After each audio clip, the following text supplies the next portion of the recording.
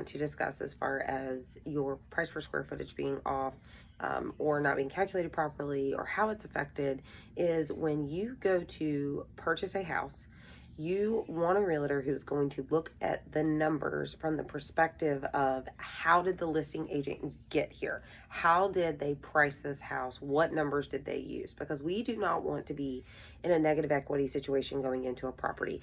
We also don't, because you want to bring cash to the table. We also don't want to, we'd love to have some built-in equity, but even just baseline, we are getting what we paid for is a good line to be on.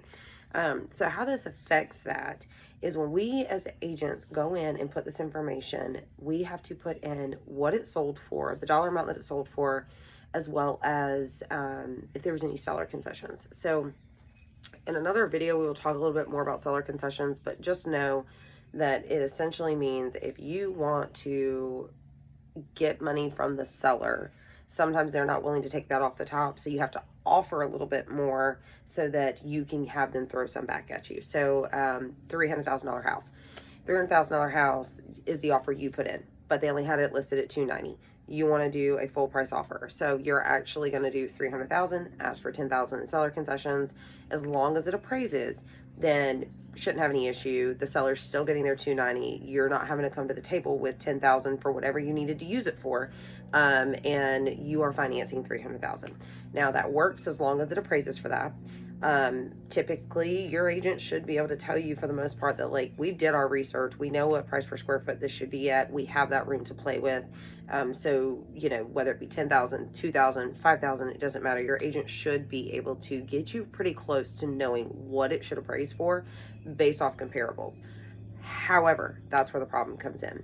If you have someone who lists a house based off of comparables in the area, and they are not accounting for the potential of other houses that have sold that had seller concessions in them, then their numbers could be miscued. Because if they're not looking at that and they're only looking at the price per square foot sold, it could include that. Some MLSs do, some calculated and don't, but most of them do. Like, they're looking at the ultimate sale price of the home.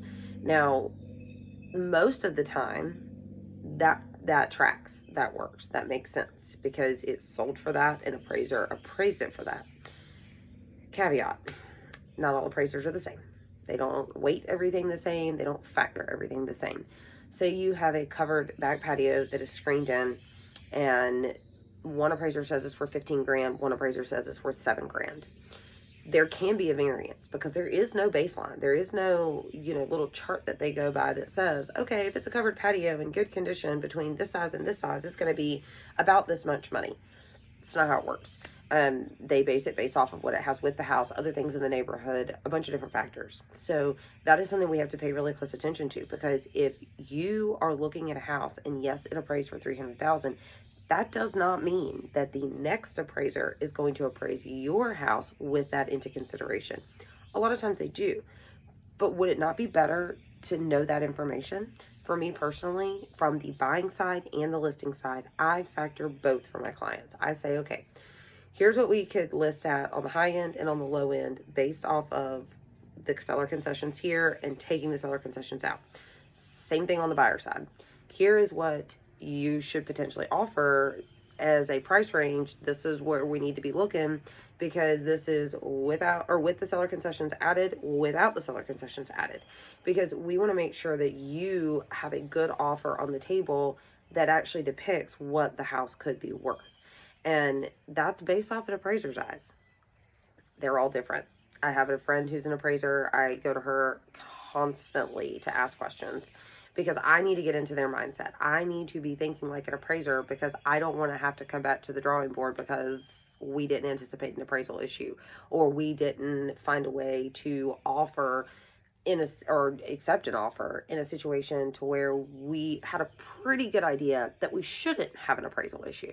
Your agent should be able to tell you within a good amount of money, a small amount of money, as to whether or not we can ask for that much in seller concessions if we're going over the list price. Like, they should be able to tell you that pretty close.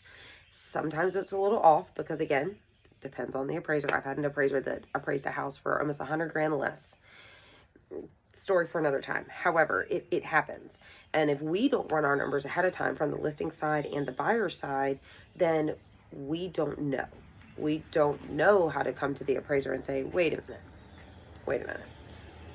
We pulled this. This is where we feel our numbers should be from both sides. How did you get to that? Why are we even having this issue? Because you can go to the appraiser and say, we want to contest that and see if you could use ours.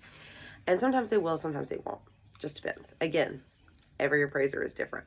So those are some things to really, really consider when trying to figure out how you're going to list a house, how you're going to offer on a house. Those are big considerations as far as square footage goes, because we're looking at price per square foot when we're doing these things. I personally, from the buyer's perspective, will always call an agent and say, hey, this is what I pulled. This is the offer we're looking at. If it's not close to their numbers, I'm going to have that conversation and say, can I get the houses that you used to compare this? Maybe I missed something. Maybe I didn't see something. Maybe I didn't have access to something that you did, so that we can make sure we're bringing the strongest offer, but that we are also staying within where we truly feel an appraisal will appraise the property, so that we know that we're not going to have to come back to the drawing board. My name is Morgan Rountree with Morgan Rountree Realty. If you have any questions, concerns, comments, please drop them below. Call me, text me, email me. However it is that you would like to get in touch with me, I'd be happy to go further into detail with you, or just have a discussion about how all this works. So hope to hear from you soon.